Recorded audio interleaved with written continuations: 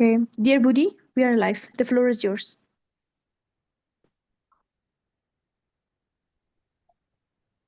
Okay, I hope I'm audible enough. Yes, my dear, you Yes, are. you are. I can hear you. Okay, thank you very much. Hello, everyone, and a very warm welcome to today's mentorship session. I'm called Budi Jemima Berenyu, a community outreach fellow with Women Ascension, and I will be your moderator for this discussion. For those joining us for the first time, Women Ascension is a global movement that believes empowering women transforms not only individual lives, but entire communities. We are active in over 130 countries and across 10 departments, from STEM and leadership to peace building, all working towards one vision: to learn, lead, and lift others up. This session is part of our 1 Million Leadership Fellowship, a 16-week program that nurtures emerging leaders and aligns our work with the UN Sustainable Development Goals. As part of the community outreach team, our focus is connecting leadership to real communities, turning ideas into action, and creating spaces where change begins at the at the level of the grassroots. So today's session, that is connecting generations, building stronger and inclusive communities, designing programs for intergenerational collaboration across ages. This discussion is all about bridging the gap between generations and understanding how youths, adults, and elders can learn from each other, share knowledge, and co-create stronger, more inclusive communities. We are truly honored to have with us our mentor and speaker, Madam Tessie. Madam Tessie is a transformative therapist, coach, and psychotherapist with extensive experience in community mental health and emotional well-being. With a background in broadcast media, she combines communication and empathy and psychological insight to empower individuals and organizations alike. Madam Tessie, we are grateful to have you today with us, and we hand over the floor over to you so that you may teach us and impact us with more knowledge so that we may bridge the gap amongst generations. Thank you. Thank you, Budi. Thank you very much for the opportunity. It's always a great time to be here. And I'm so excited to be here. I'm sure Zoha and Tamina and everyone is excited as well. I see a few people that I know I'm familiar with who have been in the sessions, my mentorship sessions. So I'm so excited to be here. I would never start this conversation without saying a big thank you to my friend, um, who is obviously the lead in Women Ascension. She's such an amazing person, and I love her so much. It's been a while that we spoke, but one of the things that I'm grateful for meeting her is the fact that she helps people. And if there's one thing that I love about it is helping people, having the ability to transcend yourself, to leave yourself and say, okay, it's not just about me, but it's about other people and putting yourself there. And that's what Mayan has done with Women Ascension. I'm so grateful for that opportunity to be here. You have to be able, for you to be a reasonable person, for you to make impact that is felt. You must be able to think outside yourself. It is not about profit. It's not about what is good for you, but it's also what you have and you can share with the world, which is why I get excited every time I have to sit here and talk with as many of you as possible. So we're going to make this very interactive. If you've been in my sessions before, you know that I like interaction. You know that I like to talk. And if this is your first time being here, you're in for a great time. and we're in for learning. So if you have any questions, please feel free to write them down somewhere, okay? Because if you start sending the questions while I'm having this conversation, I may miss the question, and I don't want anyone's question to be missed, okay? So you may want to have your questions written somewhere, and as soon as I'm rounding up, you can start to post your question and then ask them. And for those who are listening from other parts of the world, and maybe my Nigerian accent may not be clear enough. I do know that I speak well, but in case it is not clear enough for you to understand, you can turn on the caption on your on the app. I believe that Zoom has that. I know that Google Meet has it, but if you have access to that, you can turn on the caption so that you're able to see the translations or transcriptions of what I'm saying. However, feel free to you know, contribute as much as possible as we interact. So today we're talking about connecting generations. Now, when I got this topic, I'll be honest with you, I was like, what is Women Ascension trying to make me do? I'm a mental health therapist. I'm also a coach. So I'm a self-discovery coach and a mind engineering coach. So yes, I was like, it's not that bad. It's something I can teach. And this was very unique and interesting to me because I am very big on listening to the older generation. I believe that no one existing today will be existing if we didn't have parents. So when people say things like, I'm self-made, you're lying. You're not self-made. Anyone who ever says they are self-made is not self-made. You are never self-made. You spoke to somebody, someone is talking to you, someone said something on the internet you picked up. If you're like me and you listen to a lot of people, you're listening to Vusi, you're listening to Women Ascension speakers like myself and other amazing speakers.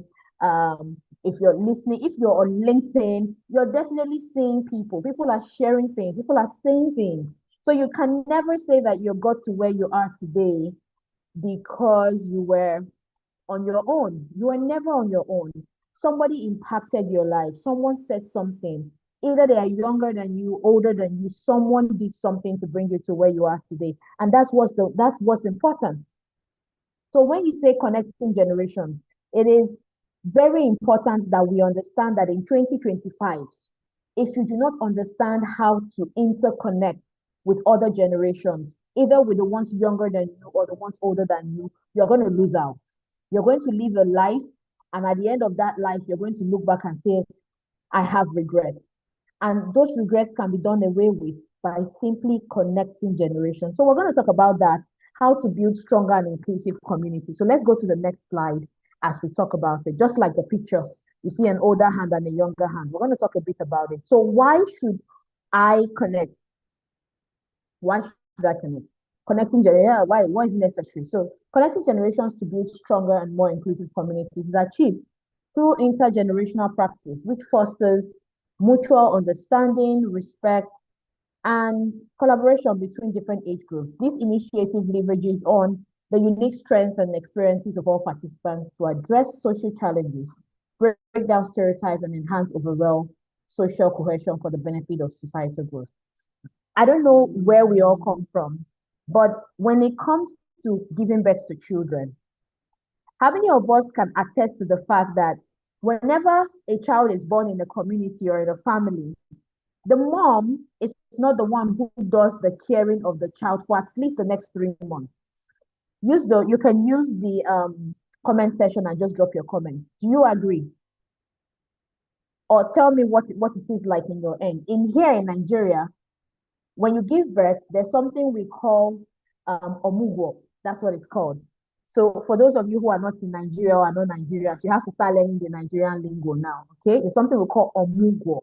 You can say that to yourself in your room or in your space. Omugo. Omugo is it stands for the taking care of a newborn child by an older person.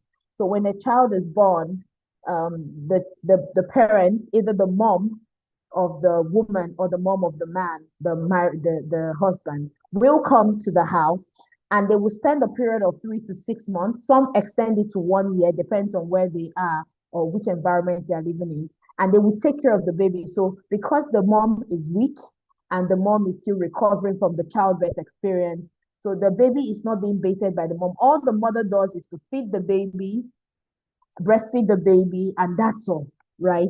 But other things are done by everybody. So they cook you. Now there's this traditional food that they make. So I want you guys to do something for me before I continue. If you have an experience of something that I'm sharing and it happens where you're from, please put your, put the country you're speaking or listening to me from in the comment section there, just in the chat box, okay?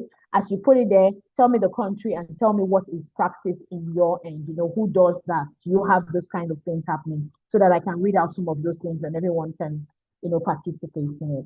So they cook this particular soup called pepper soup. It's a particular pepper soup for women who have just given birth. I particularly look forward to that pepper soup. So I've had 2 kids and I'm expecting my third. So I'm currently carrying my third child. And I'm looking forward to that pepper soup because it is so nice. Not like I can't have it any other day, but the fact that they cook it, it's so hot, it's so peppery. It has fish, dry fish in it. It is so nice. It helps with the healing process of the mom. So it helps her heal, helps her get better, replenishes the nutrients that she had lost while she was having the baby. And this goes on, and then you eat things like yam. And so whatever you want to eat, they provide it for you. Somebody is stretching your legs, someone is massaging your back, whatever. That's the process that happens here in Nigeria. So you see that that child grows up, that first 6 months, the mom has time to rest. And that's reducing the risk of postpartum depression because you have people around you, you have people coming to help. Your house is filled with somebody is moving around doing something. I can see Seraphine says in Cameroon they give you fufu, corn, and okra. Oh wow, that's interesting. Interesting. Thank you for sharing that. So people are around you, you're able to communicate, you're not the only person doing the work. Imagine if you had to give birth to the baby, clean the baby in pain, take care of the baby in all that pain. You're going to go through a lot. Your body is already, your hormones are already changing as a woman when you give birth. How much more when you now have to do all of those things yourself? So when the women are around, they help you. There's somebody watching, your mom is around, your sister is around, your friend is around, somebody is bringing something, someone is bathing you. I forgot to mention, you don't bathe yourself. Someone actually bathes you. Someone does your tea for you. You want to take your bath, they walk you to the bathroom. This is because you have a support system, and the majority of the support system is usually the older people, is the older generation. So imagine if we did not have this this connectedness with the other generations. What's going to happen? What's going to happen to that mom? What's going to happen to the baby turning out right? What's going to happen to the mom getting some rest? You know? So, in as much, oh, this was an woman child, I'll leave you now. Sorry, it's not a women thing, Lambert. We're actually just giving an example, okay? This is actually talking about connecting generations. So feel free to stay. And if you're not married, one day you will be, or you have people around you. So the information also still helps, okay? Miss Kanvi says in India, we have a special laddu or panjiri for better health of modern body massage. Thank you for sharing that, Kanvi. In my community, this is Jacolian, says that in my community in Cameroon, they give you atru and palm wine because they believe it will increase breast milk flow. Thank you for sharing that. Now, the people who know this truth are elderly people. Do you know that? Do you agree with me? Use your emoji. The people who know this is because you don't know. You were probably younger, right? So by the time you get to a certain age, you are experiencing what the older people have experienced before, and which means you do not know how things were done before. You are unaware of how the things were done before. So you're coming into a new stage. Most of us growing up in the cities, most of us are not growing up in the villages. We're not growing up in an urban area. We're growing up in the cities. We're growing up in the cities where everything is high, skyscrapers, buildings that so shiny. Everything is technology. You press a button, something is done. You need to get an information. You go on Google or you're using your Safari. You're just basically checking through stuff. However, the women and the men of the old who have experienced those kinds of life are able to pass that down to us. So, what are the benefits of this collaboration? Why should me, a young person, why should I collaborate with an older person? They're old school. Like we call them in Nigeria, we call them old school. They are old school. They are old. Why should we? I mean, their time is past. There was no technology in their time. There was no phone in their time. What do they know about the current time? That's where you miss it. Because the wisdom of the old, of the ancients, will always be the foundation on which the new things are made of. We would not have had mobile phones if we didn't have landlines. We would not have had the things we have today if there was no foundation. You would not have solar power if you did not have lanterns made with coals or made with oil that were burning with oil. We would not have electricity today if we didn't have windmills. We would not have, so all of the things that you think are old school or backward had a foundation, which means they will always forever be relevant. And it is that relevance that we need going forward. Because if we're going to have innovation, if you're going to do well in the society, if you're going to build an economy that is sustainable, if you're going to build a place with justice, you need to understand how the things were done in the old. You need to get the wisdom of the old, because one day you're going to be old and your child or your grandchildren are going to tell you you're old school. But there's something you know that they don't know. You were around when Jeff, Jeff Bezos created the things he did, when Elon Musk created the things he did, when the world leaders are doing what they're doing. You were around, you actually experienced COVID-19, and you have skills on how you survived it.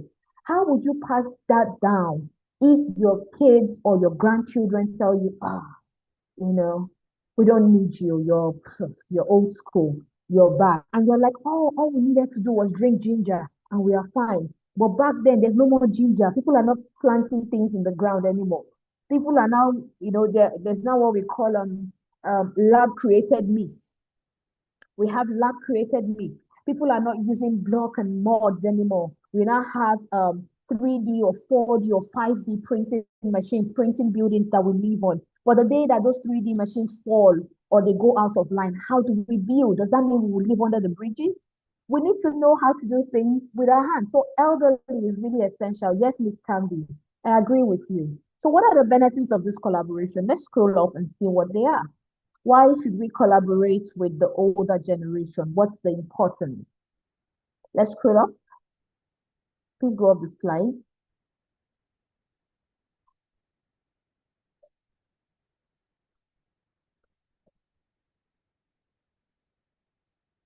Is anyone listening in? Please, oh, I noticed you went back. Okay, just go back. Please go back down. I have shared the previous slide. So do you want me to move to the next slide? Yeah, Or just keep okay? scrolling. Yes, just go to the next slide. Okay, Yes, okay, please. Just go sure. to the next This slide. is, and then Yeah, the the next one. benefits. Awesome. Yes, so just go up again so that it's clearer. Awesome. Thank you very much. So what are the benefits of this interconnectedness or this uh, connecting with generations in above us? Number one, it reduces social isolation. When you connect with other generations, they tend to see every human being needs somebody. We are not islands. None of us are islands. None of us are islands. Everyone is. I am not an island. And that's why I won't keep my information to myself.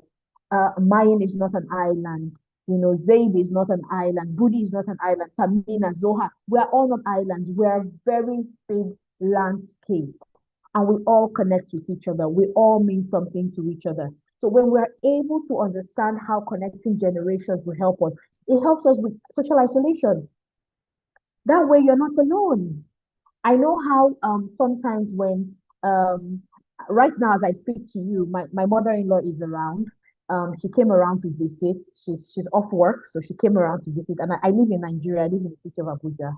And as soon as she comes, the kids are excited. My kids are excited to see grandma, not because of anything else, but it's just the sweetness that she brings into it. It's not like our lives are not better without her. But she comes right now as I speak to you.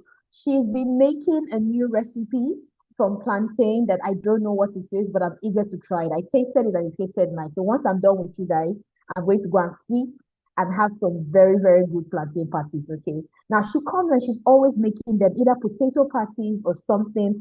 And those meals, I can't make them the way she does because there's the knowledge, there's the skill that she has in making those things that make it nice. Being around her grandchildren, she's so happy, even when she's not feeling well and they're around. So you see that isolation that your mom your dad, your grandparents will probably feel. You won't feel them. That's why we have to become present parents. You're not connecting with other generations, either older than you or younger than you, because you're better than them, because there's something to show. You came from somewhere and you must acknowledge where you came from. And that's why it's important for us to do that. That way we don't have isolation. Isolation kills psychologically, physically, spiritually, and every ramification. When you're isolated from people, things will happen to you. Things will definitely happen to you. If you go and find out from your doctor friends, you find out that patients who do not have anyone visiting them die faster and they never get ill, they never get better as soon as they should because they're isolated. Nobody is coming to visit them. But find the person who is even about to die or lose their life, and you find people trooping in to come and say hello to them. They are most likely going to get better faster. And I want you to go and do that research yourself, and you will see that I'm saying the truth. Even in the medical field, they tell you it's important that people who are ill have visitors. They have people coming to see them so they don't feel like they're alone. So that's one of the benefits of connecting with other generations is that it reduces social isolation. It makes stronger community bonds. We're able to have each other's back. We're able to support the older ones. The young ones can lean on us. Right. The young ones can lean on us. A lot of things will happen. Yes, and I can see Ruth from Zimbabwe saying a lot of people start having suicide. Yes, when they're isolated, because there's nobody there. They feel like they are alone. We are not built to be alone. And we can build stronger community bonds. Imagine when the elderly people can count on the younger ones. Imagine when the younger ones who are younger than us can count on us and they can say, nobody, everybody's looking out for each other. It helps us create stronger community bonds. So what else are the benefits? Knowledge and skill transfer. I mentioned that when I was talking.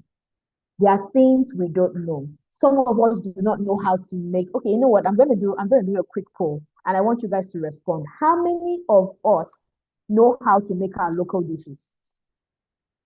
Like our local dishes specific to where we come from.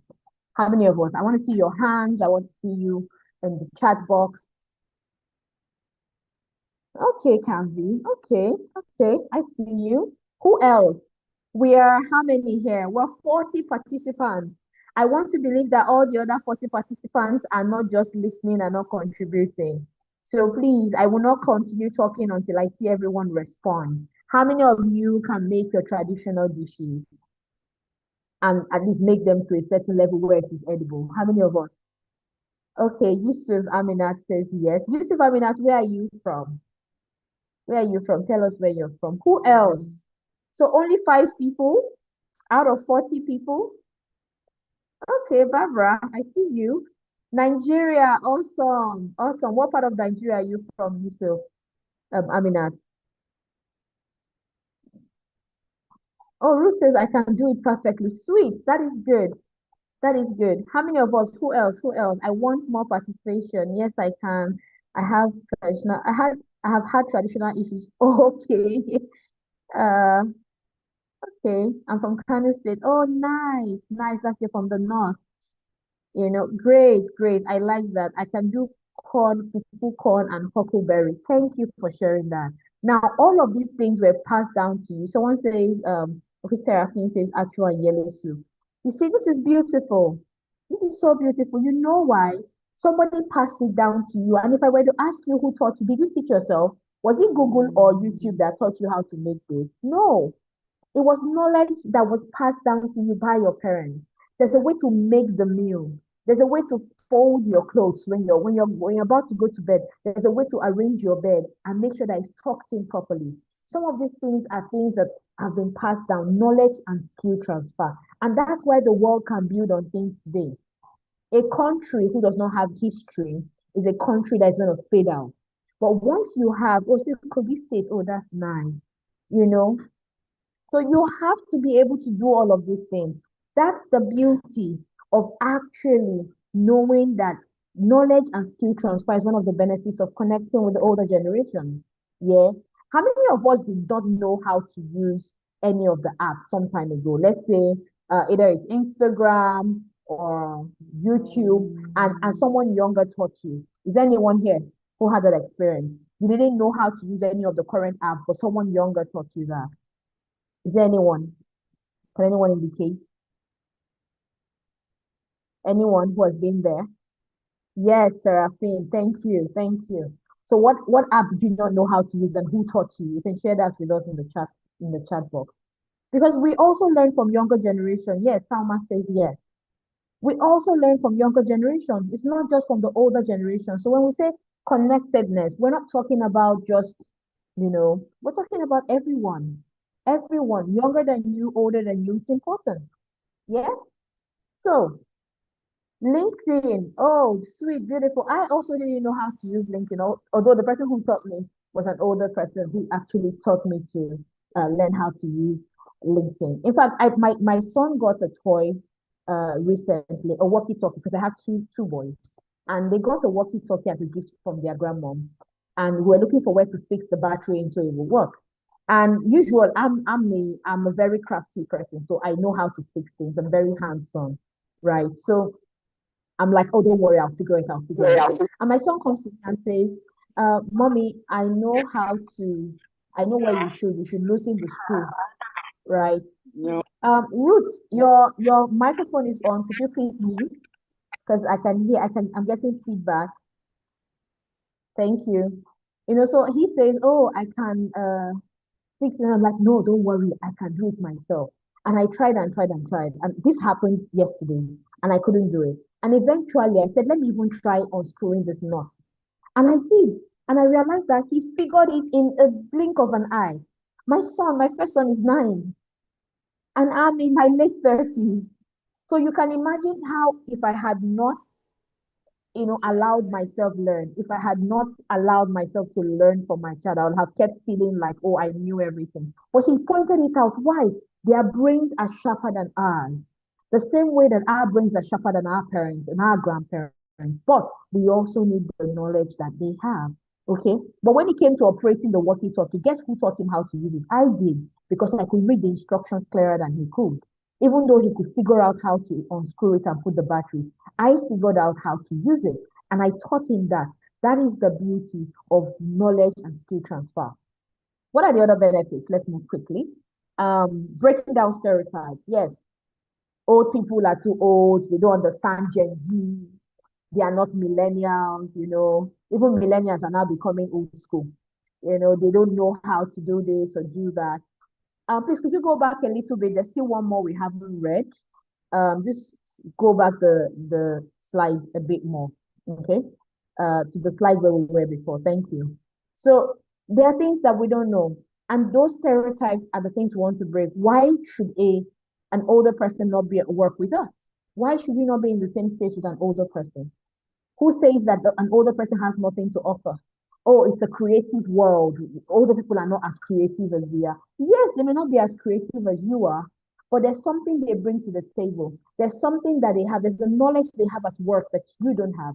There's a resilience they have. Before you started using grammar, what's it called? This grammar app to be able to correct your English. Before you start using AI to write your letters and your CV, somebody took their time. The information that the AI is using to write a good CV was because somebody sat down in their room, racked their brain, opened their dictionary, and suffered to write that particular letter and suffered to write that CV. That's why the AI has information it can use. AI was not created out of the blue. AI relies on information that was passed on, and that information was gotten from the older generation, not you, because you're the one learning from it now. So you see, it breaks down those stereotypes that old people are meant for old homes and not for workplaces. They should go and rest. Yeah? Enhanced well-being, and this is clear. When you are able to connect with other generations, everybody's well-being is fine because an older person is able to spot danger. For example, a child starts to behave a certain way on the field, maybe a medical condition. An older person is likely to spot and say something is wrong with this child before you, the younger person, will spot it because your attention is on something else. So it is very important that we note that there are so many benefits, but these are just a few, right? And Ms. Campbell says elderly are rich in knowledge. Yes, they are. And they have the experience that we need. We are also gathering experience, yeah. So I want to show you guys fun stuff. So let's go to the next slide. Now I call this fun stuff that you should know. And again, I can see we are now 43. So all 43 people, throw up your emojis as we go to the next slide. I'm not going to be able to count you, but I can tell if we have a lot of people putting up their emojis. Emojis. Yes, I've seen yours before, Chiamo. Aha, I've seen the moderator zone, Miss Goody, Miss Kanzi. 43 people. I hope you did not just join this for joining sake. Yes, I can see you, Taja. We're 43, and I've only seen 5 or 6 people. Now we're 42. Thank you, Jacolian, and everyone else who is here. It's important that I do this. I'm taking this course because if you're just joined to participate and get a certificate for participating, then you're going to miss out a lot because this is exactly what we're talking about connectedness. You need to be able to interact. I'm not sharing these things out of the knowledge that I researched, I sat down, and I'm also sharing knowledge from my own life experience as well. So please feel free to respond. I need to see more people responding. It's important. It shows that you're here. I think henceforth we'll start doing those that participate. If you don't participate in the chat, we're not going to give you no certificate because it's not about marking the register and getting the certificates to put on LinkedIn. It's also about gaining the knowledge and being a part of the knowledge transfer. Okay, let's go to the next slide, please. Next slide.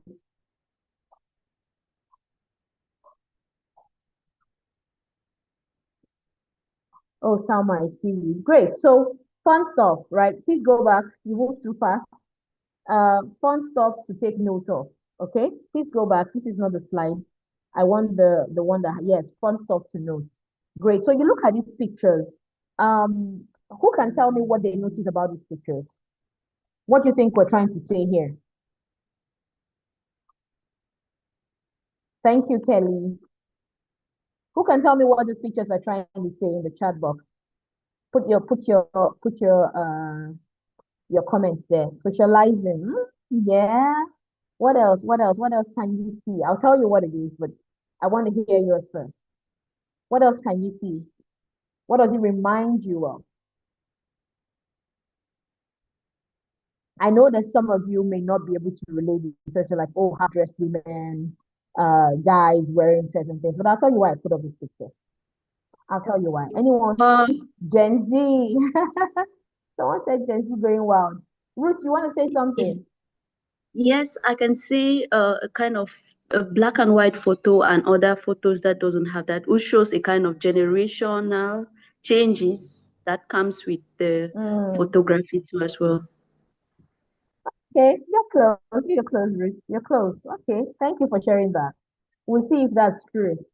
Teenage and adolescents. Okay, old school dressing, recent dressing. Yes. Who is that? Jacolian. Yes, you're right. The 90s. Yes, Barbara. Evolution of fashion. Yes, Budi. Different generations. All of you are correct. That's exactly what it is. Now, you see these things, all those pictures you're seeing right now are actually pictures from the 80s and the 90s. We don't even have, none of these pictures here are pictures of today. None of them. All those pictures here, there's no Gen Z here as a matter of fact. Everybody here is most likely a millennial or a baby boomer. Nobody here is a Gen Z or a Gen Alpha. So what I'm trying to say is that, but if you look at this picture, some of us in the world are dressing like this now. I have a younger sister who dresses, like some of the people here. And in my head, I'm like, I want to scream and say, my friend, go and cover up something. Then I remember, oh my God, when I was a teenager, I used to wear stuff like that. And it was the thing. What does that tell you? Fashion has been transcending. There's nothing you're doing today that has not been done before. Your parents wore them. Anything you think you're doing today, your parents have done them. Anything you think you're wiser, they have done them. The only thing you're doing is that you're doing it better or you're doing it far worse. Okay, so all of these pictures you see on your screen right now are pictures from way back, pictures from 80s, 90s, 70s. And so if you look now in the generation, you see that people are still dressing like this. So what does that tell you? It means that whatever has happened before is still relevant in today's time. Nothing is really new. It's just packaged differently. Nothing is new. So let's go to the next slide. Thank you guys for participating. The picture reminds me of today, how we have gone back to old days. Yes, Mangala. Yes, that's true. So what intergenerational activities can we do that can help us connect with the older generation, that can help us connect with the younger generation? What are those things we can do now that we've identified the benefits and how important it is? Number one is mentorship program. We must, just like what we're doing, I'm mentoring you. You're part of my mentorship team on the Women Ascension. I am sharing the knowledge that I have. You too can share the knowledge that you have with the younger generations, because the people who will come before you, who will come after you rather, and will ask questions. So we need to create mentorship programs. Attend those programs where you find older people teaching, people who have done things and gone ahead of you. You want to attend those mentorship programs or even create them. Create them. I'm looking forward to Women Ascension having an event or a session where they'll bring older people, specifically people in the 60s, 70s, 80s, who have knowledge on specific things and will come and teach us what those things are. Because that's how we learn. That's how we grow. That's how we can build a society. I heard a story of Nepal, what Nepal, young people in Nepal are doing, how, they are trying to reform their country, they are trying to rebuild and everything. That's commendable. However, they still need the wisdom of the old, because there are certain things that the people of then did to make sure that the country was doing well. And if they don't have that information, they're going to build a Gen Z world. And a Gen Z world cannot hold their parents, cannot hold their grandparents, and it may not be as sustainable as you think.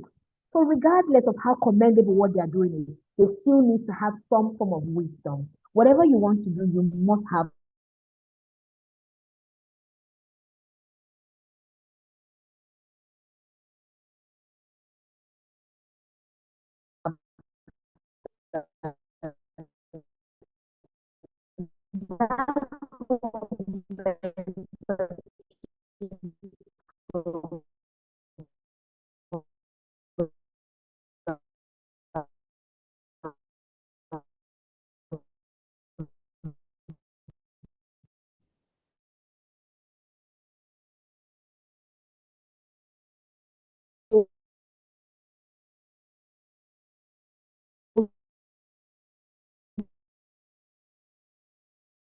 people that need, people that crochet.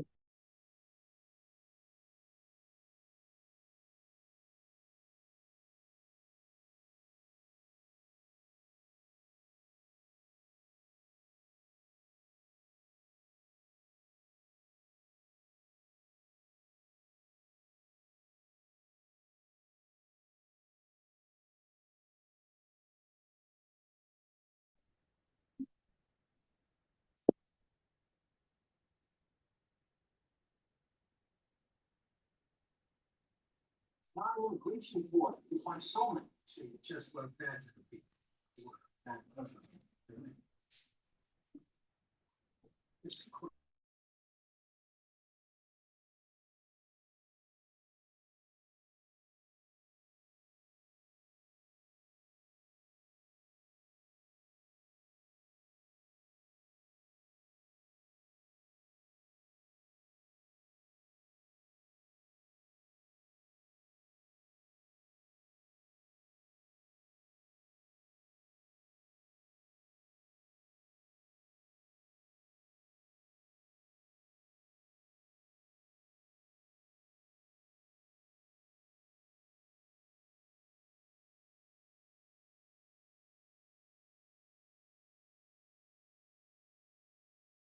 Hi guys, sorry. I don't know what happened. My device just went off. Thank you for staying with me. So sorry about that. I hope it doesn't happen again. So I'm back now. Yeah, I'm back.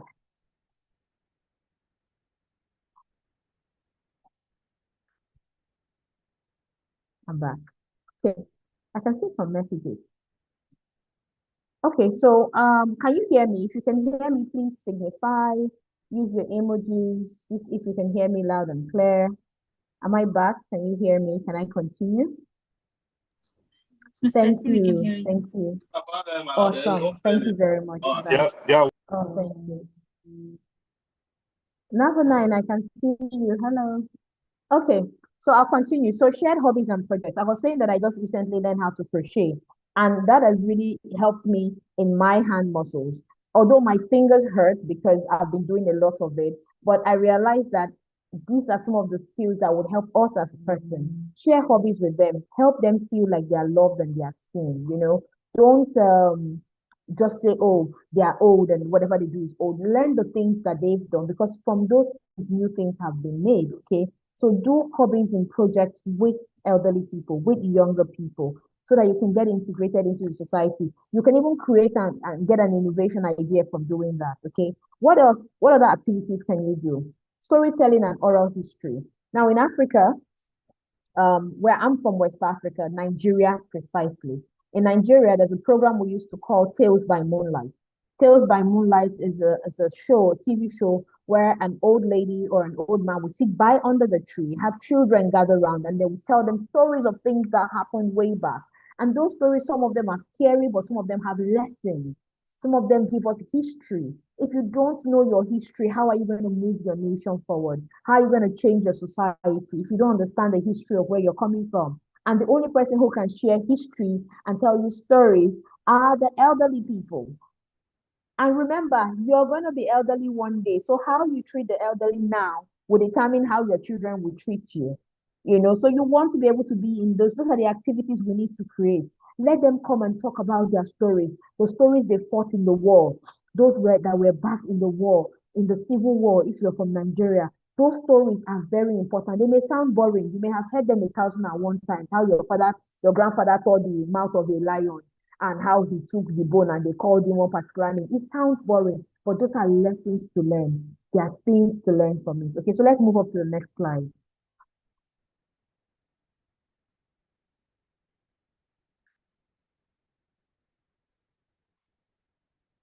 All right, next slide, please.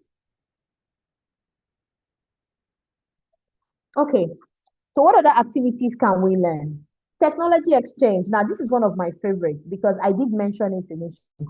When you say technology exchange, people think that, oh, we just kind of exchange technology. No. What it means is that what the old people know, how many of you know how to use landlines? Do you even know what landlines are? Do you understand how technical it was to make a call? You couldn't just pick your phone up and use your thumb to press numbers. You needed to roll it to the exact number. If you missed one number, you will go back and start again. These are the things that we all need to learn. We need to begin to involve ourselves in those things. We need to have that knowledge. Yeah. Okay. So Gerald says by having these conversations, you can help the younger generation. Yes, develop skills and wisdom they need to navigate the complexities of life. Thank you so much, Gerald. That's very true. So technology exchange, teach your older ones how to use the phone. If there's an emergency, I've heard people say things like, we lost our grandma because she couldn't use her phone to call us.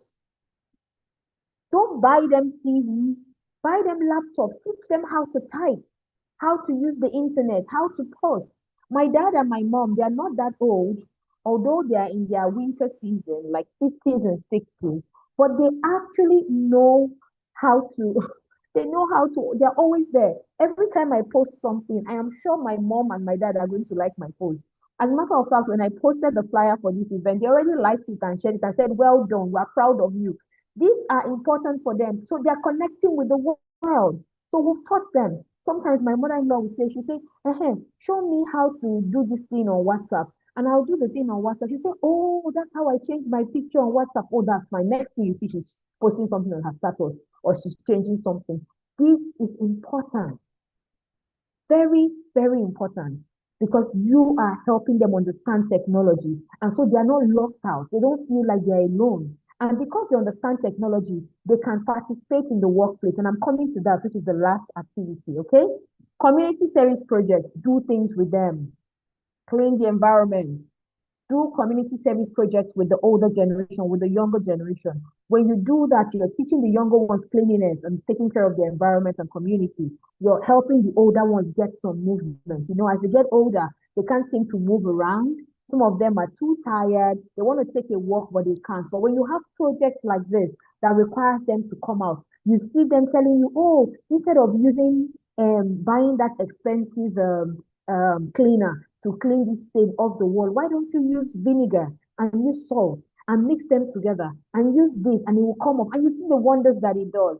So it's not just a place for you to be with them, it's also for them to be able to participate in the community and be important. And this last activity, work inclusion, you can be in the same office space with someone who is older than you. Because it is a media organization, does not mean that they don't have anything to offer. It doesn't mean that they don't have anything to offer. Because it's a creative space does not mean that they can't tell you when there's something off. Sometimes in all our creativity and happiness, we miss the line. Sometimes we spell things wrongly. Instead of you saying I apostrophe M, you will spell and write AM. They understand these things. They went to school as well. So we need to create work inclusion policies where older people can work in our organization. We need the wisdom. We need their help. We need how to talk to people. They have to deal with people all their lives. So you just come and say, if you don't want to talk to me, I walk out of my boss. It doesn't matter. My mental health is at stake. But an older person knows that there's a way to work around that person and get what you want and still not have to be insulted. That is part of the reason that we have to create these intergenerational activities so that we are able to grow up wholesome. We're able to grow up. Some of us did not grow up with our parents. We grew up with our grandmas and grandpas. Some of us grew up with elderly people. Those people mean something to the society. We can't discard them. We can't throw them away. It's very, very important that they are a part of our life. And that's what I've come to share with you today. Nothing much, just to let you know that as important as life and breath is, it is important to connect with older generations. It is important to create things in your space for them. And I want us to see the last slide. Can we see the last slide, please? Ruth says that's what grandmas used to do. They tell stories of children who had big, but yeah, and what. And then finally, this is the quote I want to sign out with. Okay, each generation is a gift to the others. The young bring their energy and questions. The mature model endurance and share their experience. So you see, no generation is lost, and that's how important we are. The more we bring the energy, so they have the dream. The good word says that the young men shall see visions, but the old men dream dreams. The people who actualize the dreams that the old people have dreamt of are the young people because they can see a vision and they can pursue that vision. And that's what I want you to be. Be that person that includes the generations. Be in anything you do in your workplace, in your business. Do something. Create something that has, if you're creating a restaurant or you're making a restaurant, make sure that restaurant has a place for elderly people to drive in and eat. Build some comfort for them. If you're creating a business that requires people, put something in there that helps the other generation. You can now begin to drop your questions here, or you raise your hand and we can take your questions. So that's all I have to say today. I'm open for questions until we can take no more. Thank you very much. Thank you so much, Ma'am Tessie, for such an insightful and thought-provoking session. You have really reiterated the importance of intergenerational collaboration and how much Yeah. it can strengthen our communities and bring forth empathy, inclusion, and wisdom to leadership. And just as you have rightly said, we are now open for questions and reflections. And everyone, you can either type your questions in the chat box or raise up your hand if you would like to speak directly with Madam Tessie. So, ma'am, I just wish to ask, would you love me to read your questions for you, or would you want to go ahead with that? Oh, it's fine. Either way, either you read the questions or I read the question, it's fine. No particular way. It's okay. Anyone works. Okay, ma'am, that's wonderful. So, for Mm. questions. I know it seems like a topic that doesn't have a lot of questions, but you can ask your questions in any particular way. Don't feel shy, even if it's something that isn't closely related and you feel like you need some answers. Because sometimes people have things on their mind and they want to ask it, but they don't know who it is. So please feel free to ask questions related to this or not related to this. And then we'll see how we can answer them. We have some time. So yeah, we can work with that. Thank you, Amina. Thank you. You're welcome. Any questions? Anyone want to ask questions? You have a business, you're thinking of how to include the older generation or the younger generation. You're dealing with issues with your parents and you don't know how to resolve it because some of our parents can be very annoying. They can be a pain. And so sometimes it's as simple as it sounds here, it can be hard to work with them because they have rigid ways. They feel like if this thing is not done this way, then it will not be done right. And there's a legit reason for for how they feel. So please feel free to ask any questions that you may have regarding that. Ma'am, I feel like you have just pulled out my question straight from my mouth and brought up the experience to the forefront because I feel I feel like navigating with the older generation, especially as we younger ones, it's so hard, Yeah. especially when you want to bring up issues that are beneficial to them. They start bringing up the issue of, oh, that's not how we used to do it, but it is actually detrimental maybe to their health, and you want them to do things right in the better way that can help them, but they are so rigid. They are so rigid to change. So how do you go about it without hurting their feelings and ensuring that they move to this direction, which is actually good for them?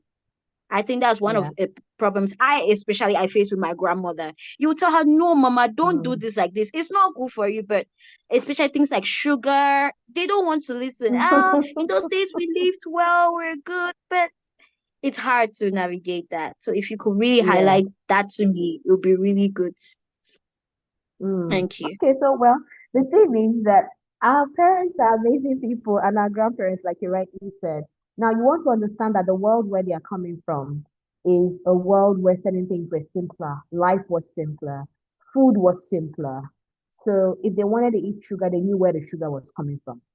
If they wanted to eat vegetables, they knew it was right behind their farm, like it was right behind the house. Literally, when I go to the village to visit, my all my grandparents are late, by the way.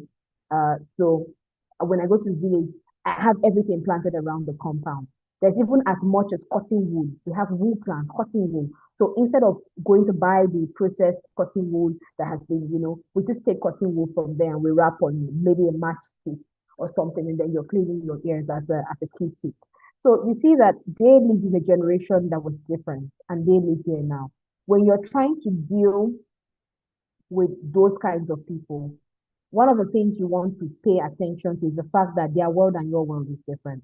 The things you have access to now, the things you have access to, they didn't have access to a lot of information. So you see all that sugar consuming. Somebody could literally how would I call it?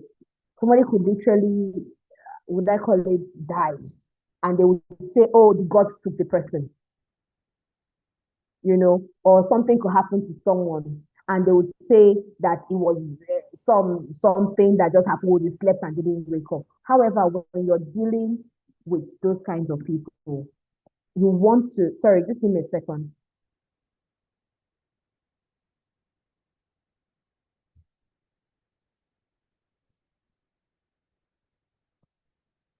So, someone they want to say something happened. So what you can do with your grandmom, what you can do with your grandmom is this.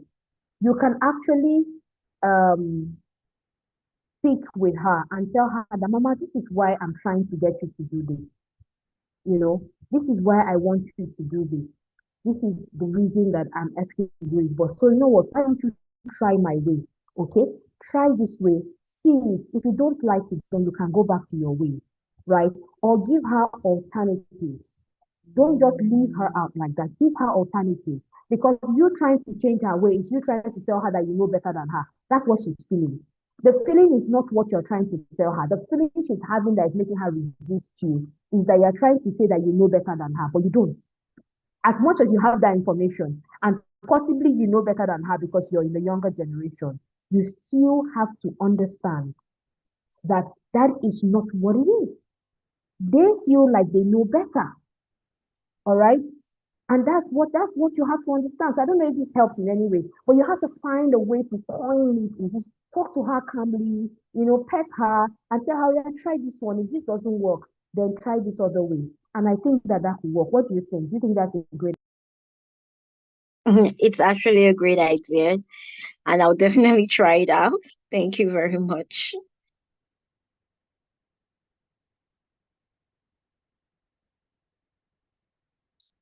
Maya muted. Just give me a second.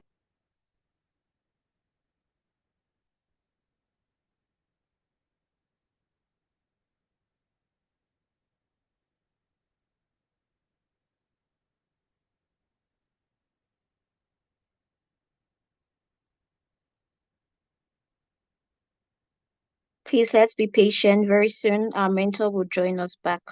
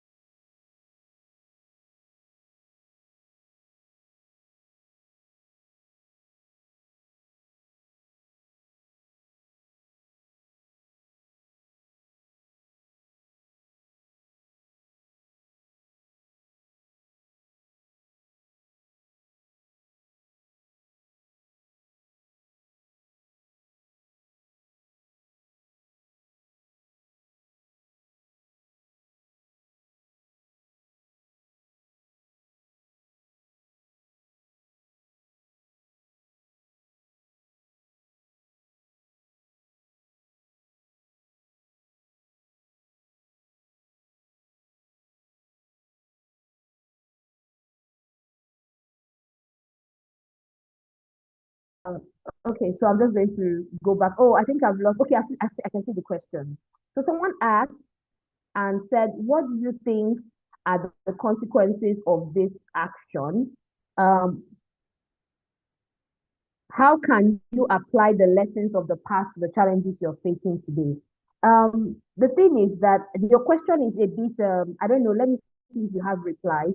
The question isn't sort of like straightforward. So when you say, what do you think are the consequences of this action? It's funny because what action exactly are you talking about? How can you apply? So if you can raise your hand to speak and ask the question, that will be easier so we can I can know how to respond to it. Okay.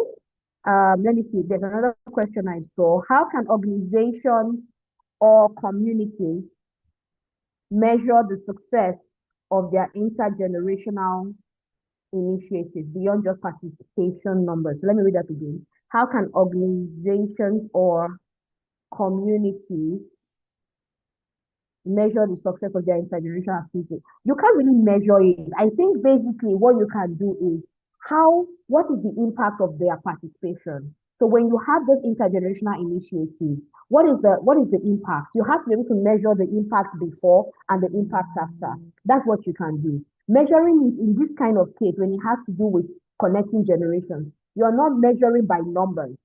You can't measure by numbers. You measure by the impact. What is the rate of the health of the people in that environment? Has it improved since you had that initiative? Are people more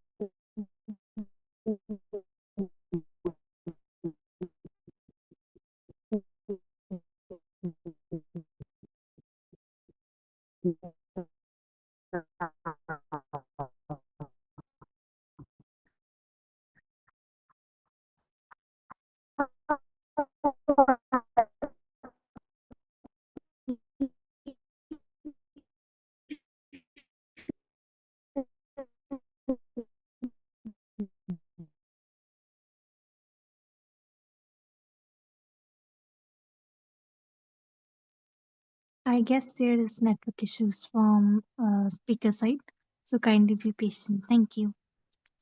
And the link of the speaker is shared of LinkedIn. You can reach out to her for future connection.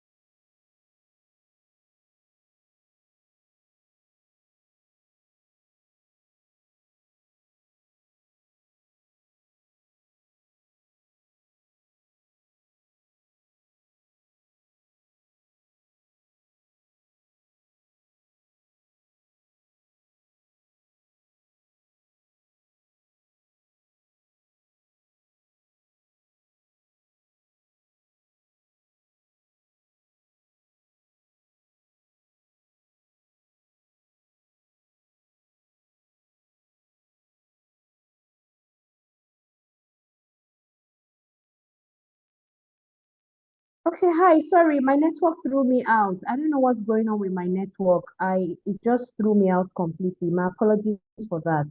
I'm going to give you my 100% attention. I'll solve the emergency, so I'm good to go. Okay, so please could you read out the other question? Because I think I lost all the chat as soon as I went off. Yeah. Okay, Okay, so I ma'am, think I've that answered won't be this a one. problem. Yeah. Yes, please. Thank you. Okay, so the very first question we had was how to deal with elderly persons with dementia. It's very Oh, difficult okay. to engage with them in any activity. That's how the Mm. question goes. Okay, so you can't. Dementia uh is a mental health condition, right? It's a mental condition, and it means that the person has lost their memories and losing memories and can't remember things per time. And so you have to live in that moment with them. It's a very difficult thing, but you must live with them in that moment. So if they are in a moment where they are talking about something, right? Can you hear me? Am I clear? Yes, you are. You're very clear. Okay. So if they're in the moment and they're dealing with things in that moment, you want to deal with those things with them, okay? So you may have told them something before. You can't, a person is living with dementia, you can't tell them something and expect them to remember. You have to deal with the memories they bring forth. So if they say, "Oh, what's your name again?" Don't get tired of telling them your name. Don't get tired of telling them your name often.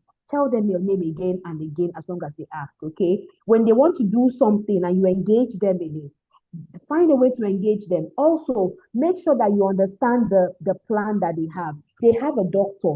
Talk to the physician that is taking care of them. Oh, how can we help? Use Google. That's why you're the younger generation. Use Google. Find out how do I engage a person dealing with dementia in fun activities. Okay. They are dealing with a mental condition that is a health condition and most likely eventually might take their life. So you can't expect them to participate like other people who are straightforward, who are healthy and can do stuff. So what you want to do is to actually engage them to the best of their ability that you can. Also taking experience from other people who have people living with dementia, okay, or who have other people that have people like that around them. And more importantly, get information from professionals in the field. That way you'll be able to engage them. But on your own, you may not be able to engage them because it takes a lot of patience. They don't remember things easily. So you can't expect them to participate fully as much as you like. At most, you can have them watch fun things. That way they are engaged in the moment until they are not. So yeah, I hope that answers the question. Thank you very much, ma'am, for that explanation. So our next Yeah. question is, what is the single biggest challenge you see in getting into different generations to collaborate effectively today? Pride. Pride. That's the biggest challenge. The older people feel like they know it all, just like Budi, you were talking about your grandma. She doesn't listen to you because she knows it. The younger people believe that they know better than the older people. And so there's that pride. Pride is the biggest thing. But if you both understand, if both parties can understand that we need each other, then you will know. Because you can decide to go to the jungle with your bag packed with technology, GPS tracker, water to survive, fruit snacks, protein bars, water extractor from trees, and then you lose that bag. If you do not know how the ancient people survived when they did not have all the things you now have that are fancy and makes you better, you will not survive in that jungle.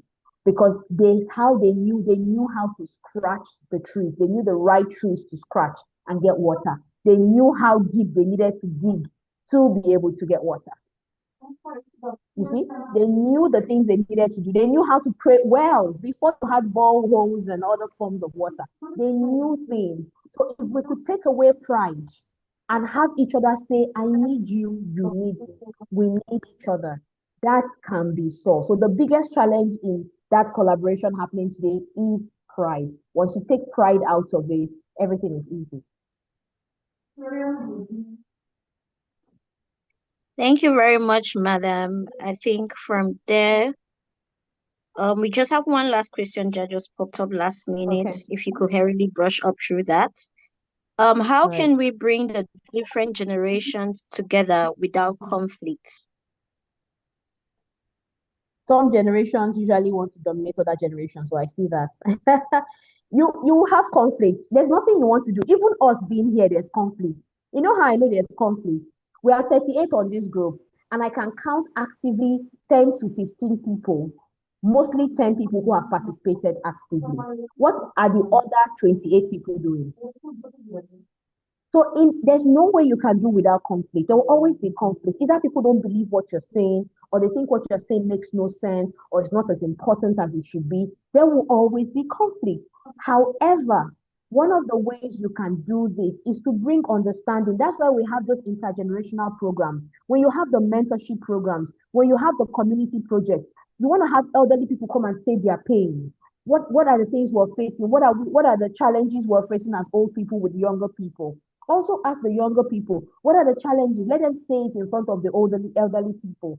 By the time everybody hears what they are doing right and doing wrong, then they will be able to find a way to work together. But you cannot take sides. You need to be objective. Because the older people will tell you the younger people are disrespectful. Don't go and say we're not disrespectful. We're just standing up for our rights. No, you're not. You're being disrespectful. Because respect is a very key thing for elderly people. For you to get an elderly person to work with you on a team, you must respect them because they've earned it. They've earned it by wisdom. They've earned it by age. They've lived longer than you, so they have earned your respect. So that's how I think you can handle that. So Gerald, you're raising your hand. Please go ahead.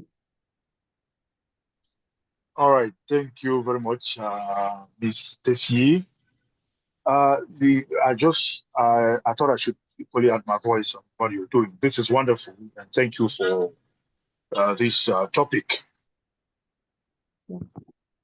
Generations want to dominate other generations. Are you getting me? Yes, I can. I can hear you loud and clear. Okay. The elderly generation, that's our generation, those who were born in the 80s, in the 70s. There are things that we will not want those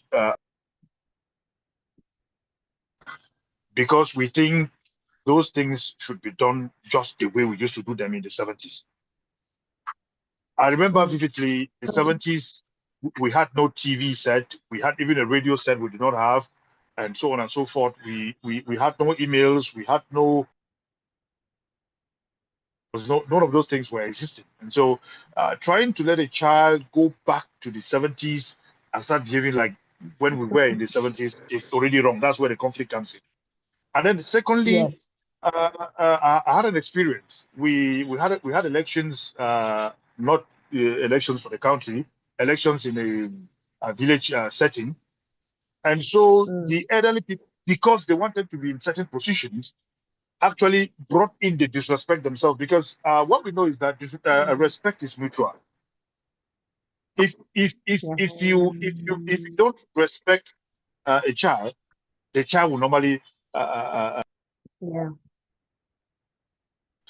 The reason why I said the different generations should sit down, like what we're doing now. I remember that there's a time uh, my wife, when we were still in courtship, she would tell the parents she wants to go meet a friend and so on and so forth. But when she leaves, she would rather come to my place. And so today, I have girls now, and when they get up and say, "Daddy, we are going to our friend to go," and I just tell them, sit down, call those your friends to come and meet you here because that is what your mother did to to get to my house. And so that is a way, and they laugh over it, and then I try to bring them to understand that this is how it is done, this is what you should do, this is how you should say it, and this is how we should live as trying to blend both generations together. Another thing that I told my son the other day, when he sees a cup on the ground, he doesn't pick it. When he sees a spoon on the ground, he will jump over the spoon and pass. And then when you call him and ask, who dropped this spoon here? Daddy, I don't know. He says, And so not it me. took me, yeah, it's not me. I am not the one, I'm not aware. And so what I did was, Yeah. each time he says, I'm not aware, I punish him. That's what I do. And finally, when he sees it now, he picks without asking who actually dropped it. And so the other day I told him, you are lucky that I'm just doing the verbal one. I tell you, do this way, do it this way. My father used to beat the person who said, I am not aware. Who dropped this spoon here? Daddy, I don't know. He will correct you in a different way. And so that is how we are trying. Mm. If we don't work in synergy, there Yeah. will always be conflict. I think I can. There's Thank not you so for much to sharing that. say, Yeah. but I want to, yeah. Yeah. Thank you so much, Gerald. This is so beautiful. Thank you for lending your voice. And it's good to know that we have an elderly person here who comes from the 80s. And that gives us perspective to what we're saying. So you see, the way that you're training your child is just a little bit different from the way that your parents trained you, because your parents will go hard and they will beat you when that happens. But you decided that, I don't want to be that parent. I would verbally do that. However, the most important thing to note, even when we're trying to pass on this knowledge and skill to the younger generation, is to note that some of the things that our parents did to us were mentally degrading for us. We now have to fight battles. I'm sure if I ask you, Gerald, there are battles of the mind and mental health that you have to fight now that were caused by your parents. And that's because your parents didn't know the best way. They didn't have access to mental health. They didn't know what it was. They just kept passing down what it was passed down to them. But now that you're in a generation where you have children who are exposed to these things, learn and read the things that they know. Find out what it is they know. When my kids are talking about stuff, I'm with them. I know when they mention somebody I don't know, I quickly go to the internet and I Google. I'm not that old anyway, but I Google because there are things they teach them in school. Sometimes they bring their home phone home. And I'm looking at it and I'm wondering what kind of assignment are you giving a child of this age? But they know it. So I go on the internet and I make the internet my friend. So as much as the older ones always believe that they know better, they also have to be open to the fact that this is no longer their world. This is no longer the world they grew up in. Just like your daughters going out and saying, oh, they're going to see a friend. The truth is that they may be going to see a friend and not going to see a boyfriend. However, if you keep pushing them or keep kicking them out of that particular thing, they now create a resistance and now find a new way to go and do the same thing that you're trying to avoid. But if you have a conversation with them, like you said you did, you say, oh, if you want to go and see a guy that is your friend, tell me straightforward. I will trust you. So you want to build your child's confidence to the point where you trust them enough to say, even though I know you're going to see a boy, I know the character of the kind of person that you are, and I believe and I trust that you can handle yourself. Being in that open state with them gives them responsibility because now they know daddy knows where I am. And so I cannot mess up. And so I cannot do the wrong thing. And if I do the wrong thing, I will correct myself because my father knows where I am. However, if daddy believes I'm seeing a female friend and I'm in a male friend's house, then there's a problem, you see, because now I'm building character that cannot be sustained because one day they will catch me. And when they catch me, the bad things will have already happened before that happens. So building transparency amongst generations also helps. That transparency helps. Those elders in the village, some of them are just frustrated and they are looking for ways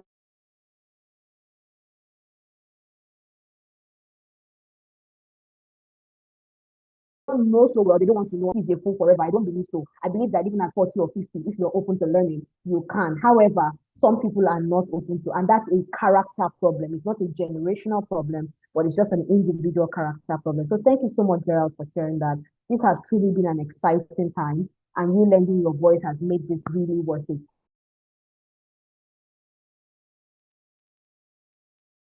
Thank you so much. Thank you so much, Madam Tessie. So, as we wrap up today's session, I want to sincerely thank our mentor, Madam Tessie, for her time, wisdom, and warmth. And Madam Tercy, you have helped us to see how powerful it can be when generations come together, learning, supporting, and leading side by side. It has been such an amazing and insightful session. And I hope as we leave this session today, we ourselves will make sure that wherever we go, we make sure we bridge the gap between generations for a better tomorrow and a better community. And to everyone who has joined us today, thank you for your patience and your presence, your curiosity, and your engagement. And let us continue to build inclusive communities by staying open to dialogue, collaboration across every age and experience. We hope you're leaving today's session inspired, connected, and ready to make a difference. Thank you once again for joining us today. And until next time, take care. Thank you.